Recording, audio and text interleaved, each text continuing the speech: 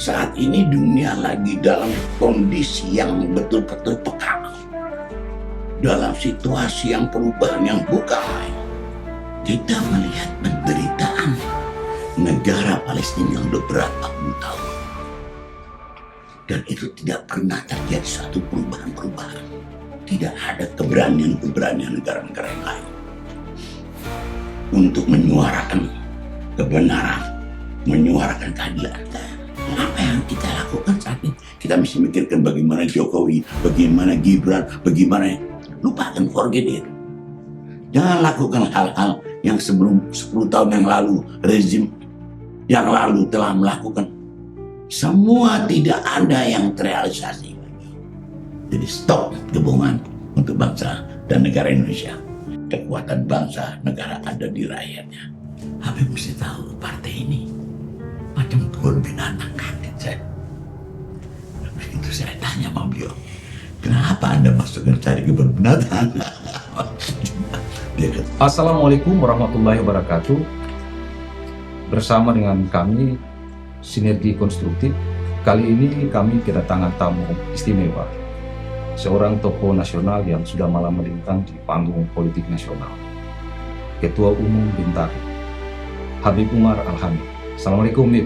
Waalaikumsalam warahmatullahi wabarakatuh. Sehat gitu ya? Alhamdulillah, kita dapat kesempatan yang luar biasa. Malam ini kita anggap satu kesempatan perdana di bulan suci yang Ramadan. Dan gak lupa kita mesti mengucapkan Ramadan Karim, Ramadan Mubarak untuk semua saudara-saudara kita yang beribadah dalam bulan suci tersebut. Gimana? Ya. Jadi kita langsung aja, Bib. 16 bulan pemerintahan Presiden Prabowo Subianto dan Gibran. Apa catatan Habib yang ingin Habib sampaikan? Ya, kalau melihat satu pemerintahan yang diberi nama pemerintahan pada satu sisi, yaitu Bapak Prabowo Subianto di dalam memerintah bangsa dan negara Indonesia ini bukan main. Beliau memang betul-betul satu negarawan, kalau saya melihat begitu. Cuman yang mungkin kita harus bersabar, karena situasi yang sebelum beliau memang saatnya itu kondisinya memang sangat-sangat buruk, dengan penuh kebohongan dan segala-galanya, sehingga untuk membenahi kebenaran itu, membenahi lagi bukan mudah. Di dalam mengatur negara, kita berbicara negara, jadi bukan gampang, tidak mudah. Sehingga kita melihatnya, ayo kita harus bersabar dan bersatu. Jangan kita terburu-buru. Kapan ini kok begini, bagaimana? Memang ada kecurigaan publik yang saya lihat. Kok begini? Kok begitu? Memang saya melihatnya lain, di sudut lain. Prabowo sedang memainkan peran yang besar untuk negaranya, bukan di dalam negeri, tapi beliau juga membesarkan negara Indonesia untuk dunia, bukan hanya untuk di Indonesia. Jadi Indonesia betul-betul bisa dipadukan dengan negara-negara yang kuat. Jadi kita lihat hasilnya bagaimana ya, sudah terlihat jelas. Cuman kecurigaan itu harus dihilangkan. Begitu. Peran yang dominan yang Habib potret apa? Baik itu di dalam negeri atau kemudian di luar negeri? Kalau saya melihatnya, Indonesia dulu itu tidak pernah dinilai atau tidak pernah dilihat oleh negara-negara adik kuasa, negara-negara yang besar, negara-negara ekonomi yang udah maju. Indonesia dianggap negara yang lemah, negara yang yes man, atau kalau kita lihat apa saja oke. Tapi sekarang ini kan lain, kita melihat bagaimana peran Bapak Prabowo Subianto di dunia ini, di kancah PBB, di kancah ekonomi, dunia memang betul-betul mengagumkan. Tidak bisa dilihat sepandang artinya sebelah kanan atau sebelah kiri mata kita saja. Dari sudut kita harus melihat penuh siapa Prabowo saat ini bermain. Karena saat ini dunia ini tidak seperti dulu.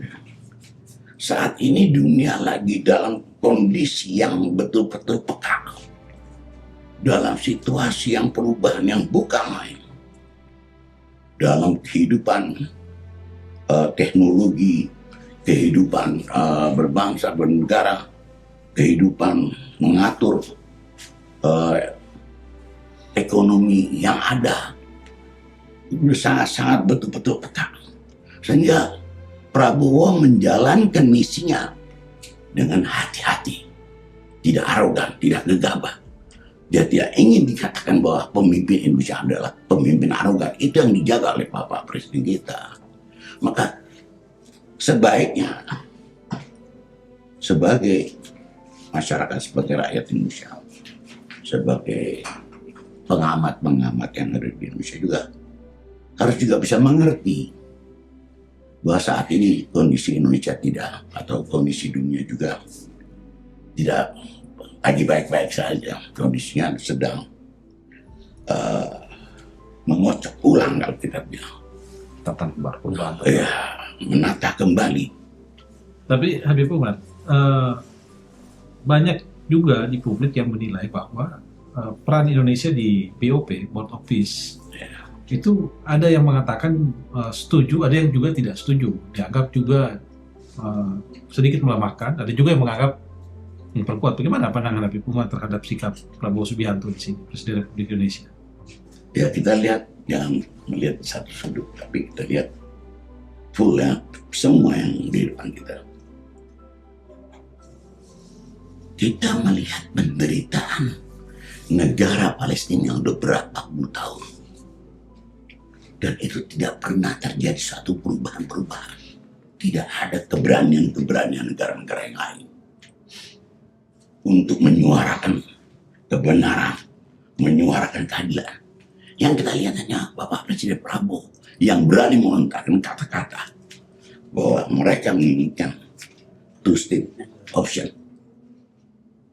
Ini dia berbicara untuk negara Palestina, menjual segala-galanya demi untuk Palestina, menjual harga dirinya, menjual harga martabatnya untuk Palestina. Mereka akan mengakui Israel jika Palestina ada, tapi jika tidak, jangan harap saya akan mengakui Anda sebagai negara. Itu yang dilakukan Prabowo. Jadi semua harus mengerti bagaimana beratnya, bagaimana menghadapi situasi global ya saat ini. Sehingga presiden-presiden maupun raja-raja dari Timur Tengah sangat memandang Prabowo adalah seorang yang sejati. Mereka berani mengatakan sebenarnya, mengatakan sejujurnya.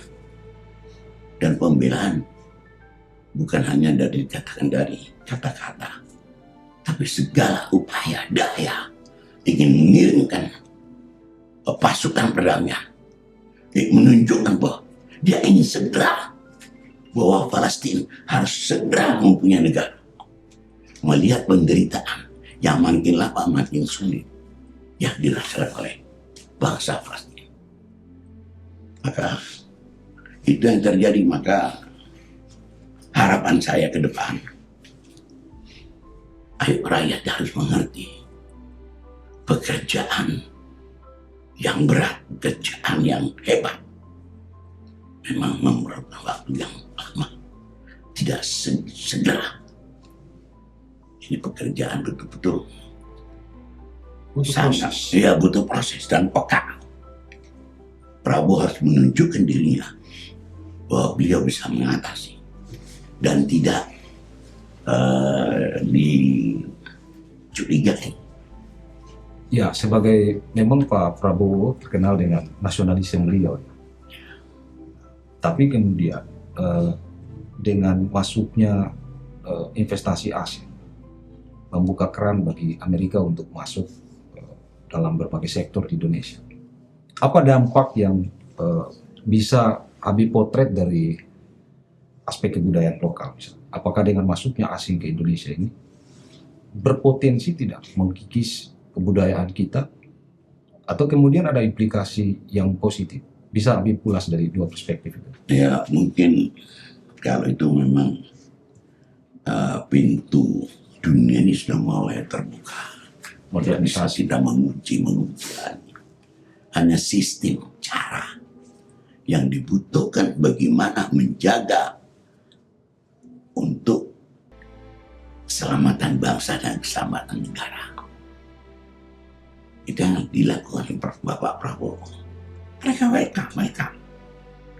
Kamu akan membawa satu modal, menginginkan suatu pertumbuhan ekonomi di bangsa kita maupun di negara kamu, keuntungannya. Maka ada syarat, ada sistem, ada cara. Tidak main welcome, ambil saja. Tidak mungkin. Sebuah negara mempunyai undang-undang tersendiri, mempunyai syarat-syarat bagaimana melakukan sesuatu. Kalian ingin invest, silakan. Tapi syaratnya begini, harus begini. Tidak merugikan negara kita sendiri. Itu yang dilakukan Pak Prabowo. Tidak mungkin sebuah negara melepaskan dengan cara yang dianggap gampang saja. Yes, oke, welcome apa, nanti gitu. Tidak bisa diterima oleh logika. Seorang presiden mempunyai perangkat yang lengkap, pemikir, apalagi di parlemen juga tidak mudah ya. Mereka membiarkan segala sesuatu dengan enak saja, mau melakukan hal-hal yang negatif atau apapun pasti ada saringannya. Itu akan disaring, saya rasa. Itu tidak sembarangan. Saya rasa walaupun di tengah-tengah tekanan tarif yang dibuat oleh Presiden Amerika Donald Trump ke Indonesia, bagaimana Adi melihat? Ya saya rasa semua dikenakan tarif itu, tidak ya, hanya Indonesia saja, semua. Nah, jadi satu tekanan terhadap satu negara kita, mesti negara itu mencari jalan keluarnya, dan semuanya mempunyai cara jalan keluarnya. Dan sehingga Indonesia menjadi dewasa di tempat. Bapak Prabowo mengetahui itu. Tapi ingat, kita harus bangga dengan Bapak Prabowo. Beliau bisa memberikan MBG, artinya makanan bergizi, gratis. Di mana dunia saat ini melakukan hal itu? Apakah masih ada dunia yang melakukan hal itu? Ini satu yang luar biasa. Walaupun masih ada rintangan-rintangan, ya kerikil-kerikil itulah. Tapi akan tentunya lama-lama akan disempurnakan. Di mana ada kebocoran, di mana ada. Dan itu apa tujuannya? Menunjukkan kebanggaan bahwa bangsa ini bukan bangsa yang lemah atau tidak mempunyai jati diri terhadap masyarakatnya. Tidak mau dikatain. Itulah perjuangan Bapak Prabowo, Bapak Presiden kita saat ini. Jadi kita harus mengerti hal itu. Kalau saya melihat hal itu bukan kita memuji. Memang banyak, wah ini begini, ini dia menghamburkan uang ini begini. Setiap negara itu pasti akan menghamburkan uang untuk negara dan masyarakatnya. Tapi hal tersebut yang dihamburkan bukan sasaran yang salah. Ini masalah perut, ini masalah gizi, masalah ke depan. Negara sedang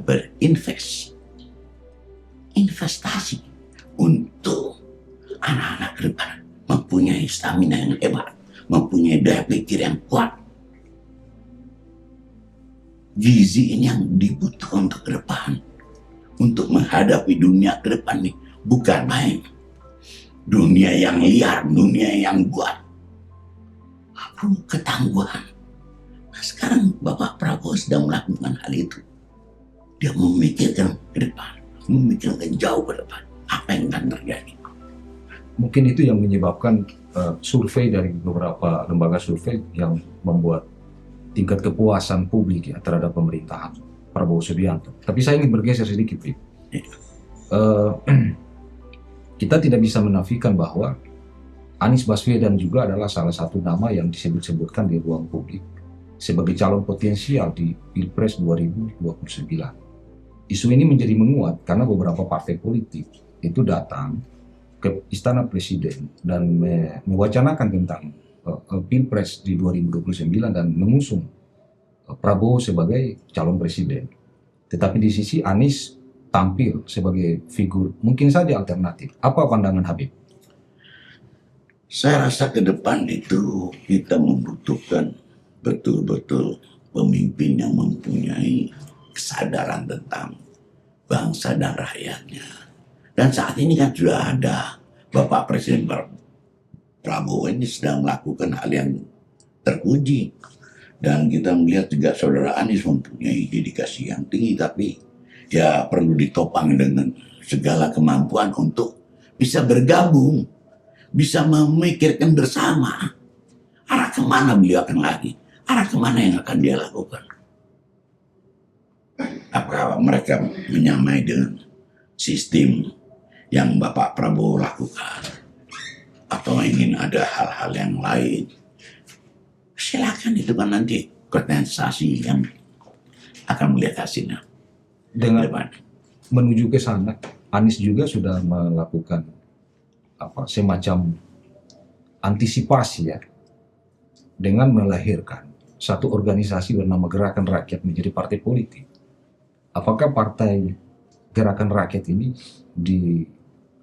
menjadi potensi untuk bersaing dengan Prabowo di 2029? Apa tanggapan Habib? Kalau saya lihat persaingan itu memang dibutuhkan. Berlomba-lombalah, stabiqu bil khairat. Ayolah berlomba untuk melakukan satu kebaikan. Tapi bukan berlomba untuk saling menjatuhkan lomba. Ini kan perlu sinergi ya. Saya rasa Bapak Prabowo juga tahu. Dari dulu saya melihatnya Presiden kita Bapak Prabowo itu tidak pernah membenci Anies. Kalau saya lihat, saya melihat bagaimana. Lain Presiden Joko Widodo, artinya Jokowi. Dulu memang mereka tidak suka dengan adanya Anies Baswedan, itu kita sudah mengetahui semuanya. Saya Bapak Prabowo tidak mempunyai jiwa yang begitu, saya rasa. Welcome dia selalu. Ada wacana juga yang berkembang di luar, memasangkan Gibran dengan Anies Baswedan di Pilpres 2029. Seberapa jauh pengaruh Jokowi di Pilpres 2009? Saya rasa begini, Jokowi sudah selesai pada masanya. Jangan kita dikembalikan lagi pada masa-masa yang lalu lagi. Sampai kapan kita di bangsa Indonesia ini akan menyongsong ke depan yang baik? Ini sudah perubahan yang luar biasa. Kita tidak mundur, kita tidak boleh kembali memikirkan ke belakang lagi. Setback itu lelah, capek. Kita akan kembali maju mundur. Kita hanya maju mundur saja. Di situ-situ aja langkah-langkah kita. Kita tidak pernah memikirkan langkah ke depan, what the next. Bagaimana yang dilakukan pemerintahan China? Bukan main, luar biasa. Dengan teknologi, dengan semua, apapun ekonomi, bukan yang dipimpin oleh presidennya. Xi Jinping ini 250 juta atau 300 juta, hampir 2 miliar. Bisa menerapkan segala upaya untuk membangkitkan negara Cina di hadapan dunia. Mungkin bersaing dengan Amerika. Apa yang kita lakukan saat ini? Kita mesti mikirkan bagaimana Jokowi, bagaimana Gibran, bagaimana ini sudah lupakan, forget it. Kita ke depan, ayo. Sebenarnya saya ingin ke depan, Tetapi wacana itu menjadi relevan karena isu inilah yang pertama kali dimunculkan oleh elit politik, terutama ketua-ketua umum partai politik. Iya. Pilpres masih lama, Iya. tapi kemudian gema untuk mendukung pasangan ini itu kemudian dihembuskan oleh elit politik sehingga kemudian memori publik Iya. itu terbawanya ke sana, Bi. Iya. Sehingga menjadi relevan ketika saya bertanya arahnya ke sana. Bagaimana kalau kemudian komposisi Gibran dan Anies itu dalam politik semua itu menjadi mungkin, Bi. Iya. Bagaimana kalau formasi itu kemudian jadi karena beberapa ketua umum partai yang datang ke istana hanya menyodorkan calon presiden, tidak menyodorkan calon wakil presiden, Bi. Sehingga kemudian potensi ini menjadi liar spekulasi ini di ruang publik. Apa pendapat Habib? Kita kalau membahas hal ini, kita terseret Oke, ke belakang. oke. Ini biarkan mereka suka bermain ini. Silakan bermain, silakan. Kita jangan masuk di dalam arena itu. Arena kita ini mestinya melihat ke depan. Oke. Kalau mereka orang-orang hebat, ayo apa yang Anda punya pemikiran masuk di dalam pemerintahan ini, beri suatu pandangan yang baik. Ayo sama-sama kita bersatu, kita merangkul, kita kekuatan kita ada. Kalau kita udah mulai membuat filterisasi, dia membuat kita suasana di kita itu. Habib Umar sedikit. Jadi dari tadi kan Habib Umar bicara tentang keberhasilan Prabowo Subianto ya dalam berbagai program baik di dalam maupun di luar negeri. Kami dari redaksi mencatat ada statement yang diungkapkan oleh Prabowo Subianto yang sejalan dengan statementnya Habib Umar, khususnya dari Gentari yang mengatakan bahwa gerakan anti kebohongan. Di sisi lain Prabowo Subianto dalam rapat terbatasnya dengan para gubernur dan oleh kota bupati mengatakan bahwa harus dipertegas tentang kejujuran. Apa maksud dan tujuan dari statement yang Pak Habib sampaikan itu? Saya melihat mengapa saya melakukan satu pemikiran. Prabowo sedang melakukan gerakan anti kebohongan. Saya melihat bahwa Prabowo menginginkan semua jajarannya ini memberikan satu kejujuran. Satu bukan hiburan buat dia membuat satu kebohongan publik. Itu beliau nggak suka hal itu. Itu membawa Bapak Presiden masuk ke jurang dengan cara-cara yes man, asal Bapak senang. Itu membawa beliau ke dalam jurang, menghancurkan. Maka dia menginginkan, ayo stop kebohongan. Jangan lakukan hal-hal yang sebelum 10 tahun yang lalu rezim yang lalu telah melakukan. Semua tidak ada yang terrealisasi. Nah ini tidak, Prabowo tidak inginkan itu. Dia ingin satu langkah yang dia lakukan harus berhasil. Langkah kedua juga harus berhasil. Dan selanjutnya, dia tidak terlalu banyak mengumbar satu angan-angan yang selalu diumbar-umbar dan tidak bisa dilakukan oleh siapapun. Dia tidak inginkan itu. Dia hanya melakukan set by set, satu per satu. Apa yang dia lakukan harus jelas, selesai. Dan jangan main-main. Dia ingatkan pada semua pembantunya. Dan Prabowo mengerti bahwa tim yang dia pakai, termasuk beliau sebagai penguasa, adalah pelayan buat masyarakat. Dan itu akan dikumandangkan terus. Nah, itu harus dilakukan. Dan jika ada satu kebohongan, maka perlu kita beri label dia adalah pembohong dan kita buat sorakan. Itu akan cerah hubungan. Dan kita mengingatkan juga dengan adanya dunia maya yang dilakukan di kita punya handphone ini, masyarakat hati-hati karena dunia kebohongan sudah merebak. Jadi kita mesti filterisasi, kita mesti menjaga bahwa banyak hal-hal yang bohong. Ayo hati-hati, jangan sampai kita masuk dalam perangkap kebohongan itu. Ayo lakukan gerakan anti kebohongan dari saat ini, apalagi di bulan suci Ramadan ini, yang mana kita nggak boleh melakukan hal-hal yang bohong. mulai step dari saat ini kita melakukan hal itu. Ayo kita gerakkan hati kita. Hal-hal yang kita belum pasti, belum yakin, jangan. Yang nggak masuk otak kita, jangan kita lakukan, kita sebar-sebarkan.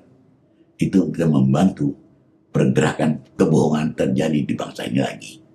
Jadi stop kebohongan untuk bangsa dan negara Indonesia. Itu yang harus dilakukan. Begitu. Habib Umar ini yang kami kenal, beliau ini pejuang dari usia, kalau nggak salah 20 tahun ya, Habib ya. Tapi sekarang usianya udah berapa? 25 tahun. 25 tahun. Saya udah mulai bergerak pada saat itu. Kita bergerak bersama pada saat itu. Memang Golkar dan PDI serta ada P3. Saya pada saat itu di P3. Oh, di P3. Iya. Sempat Masih inisiator, tahu.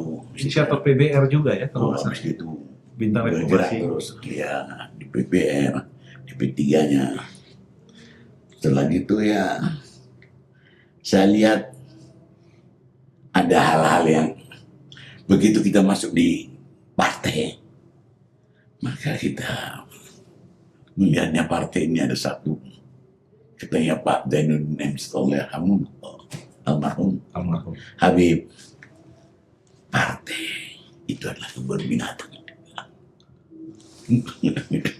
Pak Zainuddin Waktu saya marah-marah sama beliau masalah seorang yang kita nggak cocok tingkah, dia bilang, Habib sini, Habib mesti tahu partai ini macam kebun binatang, kaget saya. Habis itu saya tanya sama beliau, kenapa Anda masuk cari kebun binatang? Dia ketawa, ya begitulah perjuangan. Kita mesti tahu ada yang liar, ada yang buas, ada yang jinak, ada. Ya kita mesti harus hati-hati, kita harus jadi pawang, dia bilang. Sampai dengan Gentari ya, Ya, terakhir. buat Gentari. Dengan beberapa teman-teman aktivis saya dibilang Habib telah, Habib nggak usah masuk Baik. ke lembaga DPR memangnya. Lebih baik Habib bersama-sama kita saja. Jadi boleh semua. Kita selalu mengkritisi, kita melihat yang baik kita puji, yang tidak baik kita kritisi. Nah, hingga saat ini kita melakukan hal itu. Kecintaan kita terhadap negeri. Jadi kita buat Gentari, generasi cinta negeri. Nah, kita berharap semua lembaga, khususnya di Dewan DPR ya, Dewan ini menjadi Gentari. Kalau dia tidak suka sama Gentari, berarti pengkhianat bangsa. No? Kalau cinta terhadap negara ini, kita harus timbulkan untuk sama-sama menuntun ke depan. Jangan ada, memang kita lihat perbedaan-perbedaan di antara manusia ini banyak. Coba kita masuk di satu pusat roh. Kita jasad kita banyak, tapi rohnya satu. Itu yang dilakukan Prabowo saat ini begitu. Dia rohnya satu dengan rakyat, dengan berapa banyak. Tapi jasadnya mereka banyak. Sehingga dia menguasai bagaimana untuk melakukan hal-hal yang kebanyakan yang diinginkan oleh rakyat. Karena rohnya ada satu. Mereka tahu di mana kelemahannya, di mana kesulitan. Jadi sangat optimis ya Habib Umar. Saya jujur, ayo jangan terlalu pesimis. Kita optimis, kita penuhkan optimisme. Kalau kita optimis penuh, mau kemana Bapak Presiden? Karena kita satu, kita punya kekuatan. Dia mau keluar dari persatuan ini, hancur beliau. Kita kawal, kita jaga. Jadi yang harus dilakukan oleh masyarakat saat ini, jangan ragu-ragu lagi. Anda jangan mengharapkan segala sesuatu yang belum ditahan. Jangan menghayal 10 burung terbang, tapi kita mengharapkan 10 terbang, satu kita lepaskan. Ini kita jaga. Ini sudah dari tangan kita. Oke, pemirsa, cukup lama kita diskusi dengan Habib Umar Dr. Hanif. Luar biasa pandangan-pandangan beliau, masih sangat kritis. Ya, Adik Umar, terima kasih. Sinkos mengucapkan selamat. Kalau bisa besok lagi kembali lagi, kita Mudah-mudahan bisa diskusi lebih panjang ya Bang Hasan ya. banyak yang Bisa banyak hal yang harus kita diskusikan dengan beliau. Dengan beliau. Sangat progresif. Sangat progresif. terima kasih banyak ya. Dan pertemuan kita bisa berlanjut selalu dan Insya Allah. membuahkan banyak pemikiran ke depan untuk bangsa dan negara itu yang kita harapkan. Dan bagaimana menyatukan satu energi bangsa yang kuat menjadi satu kekuatan untuk bakal menghadap Presiden Prabowo menghadap dunia. Itu harus benar-benar diharapkan oleh beliau. Kekuatan bangsa negara ada di rakyatnya. Oke, Itu baik. Terima kasih lagi banyak. dengan sinergi dan konstruktif. Sinkos. Baik. Terima kasih Pak Adik.